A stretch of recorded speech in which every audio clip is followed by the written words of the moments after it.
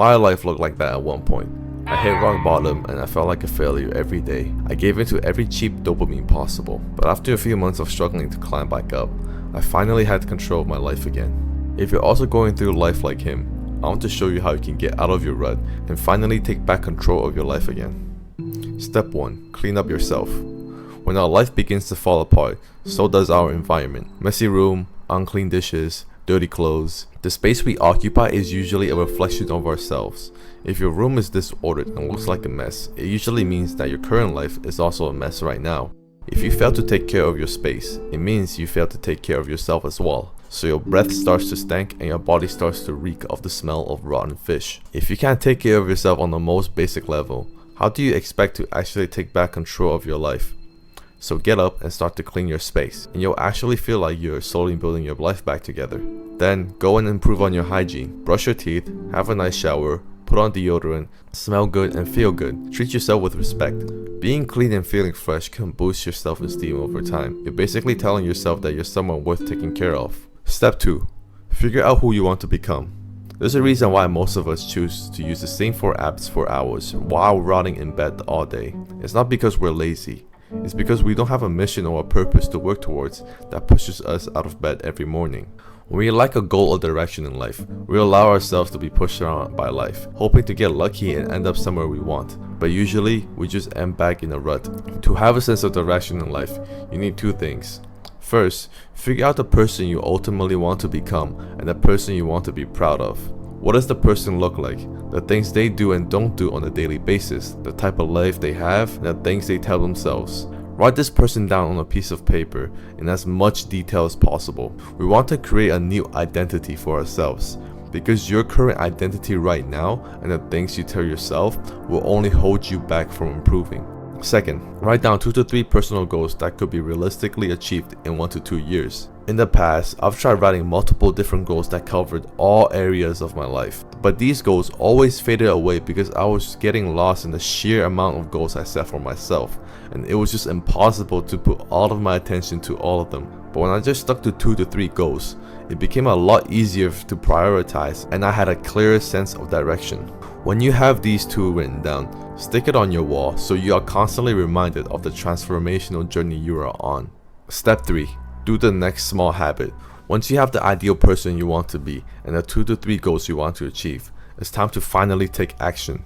You need to ask yourself, what is the next smallest habit you can build that will move you closer to your goals and that person you want to be? The reason we want to take small steps is because we want this process to be as easy and as painless as possible. Most people fail to take action because all they think about is the long and grueling journey up ahead. They try to eliminate all the bad habits at once and flood their days with hard productive tasks, but they just end up getting burnt out and giving up. Trust me, I've been there before.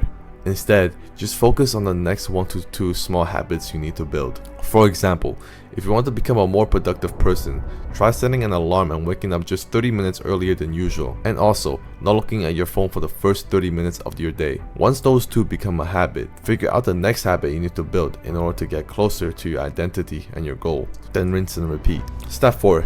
Structure your day. When your days are not structured and you don't have a schedule to follow, you'll be stuck wondering what you should do at every minute, constantly making decisions on whether you should go do something productive or go binge on Netflix. But when your day is structured and when you have a schedule to follow, it's a lot easier to stay on track and you have more control over your life because you'll know what you should be doing at each exact moment. At first, you don't have to go military style and plan a crazy strict schedule. For now, just start by writing down 3 tasks you want to complete each day that move you closer to your goals. Write it somewhere where you can physically see and check it off, because the act of finishing and checking off a task gives you a sense of accomplishment and helps you feel like you've won the day. And it doesn't matter how big or small these tasks are, as long as they are pushing you towards the self you are trying to become. Once you get the ball rolling more, you can then start actually creating a schedule for yourself. Step 5. Move your body. Wouldn't you agree that life would be better if we all had a magical pill that could improve your mental clarity, prolong your lifespan, improve your mental and physical energy, increase your overall mood and outlook on life, improve your sleep, and increase your physical attractiveness? Well, that pill is actually real, and it's called exercise. Our human body is built for movement, not sitting on the couch all day. Just like brushing your teeth, exercise should be a non-negotiable part of your daily routine. So pick up those dumbbells, lace up your sneakers, and get your heart pumping. Embrace the movement your body was made for. Step 6. Do what you said you would do. As you're settling into the schedule you made for yourself and start making some progress, the task you set yourself to do won't become easy. In fact, they might just become more challenging and more repetitive. There will be times where you don't feel like doing the hard work or putting in the effort. This is where many people get stuck, eventually losing their momentum and slowly slipping back into their old habits. To overcome this, you have to be disciplined and commit to completing the task you set for yourself, even when you don't feel like doing them. How much you put into this world is how much you will get out of it. By completing the task you said you would do, you build trust within yourself. As you trust yourself more, your confidence in yourself grows alongside, making you more likely to reach your goals and less likely to give up. Step 7. Consistency. There will be times when your past bad habits creep back in, and some days you will fall off track. Know that your journey won't be linear, but as long as you keep moving forward and stay consistent, you will always have a chance of success. To the day you die, as long as you're trying, you're not failing. You only become a failure if you stop trying. That means it is impossible to fail if you keep trying every day. Nothing is impossible. Impossible literally reads, I'm possible. It all really starts with you. This is your life. You gotta live it the way you want to. You can achieve anything you put your mind to, but it all starts with you. You are the person in control. People can help you, people can boost you, but if you do nothing for you, nothing is going to change.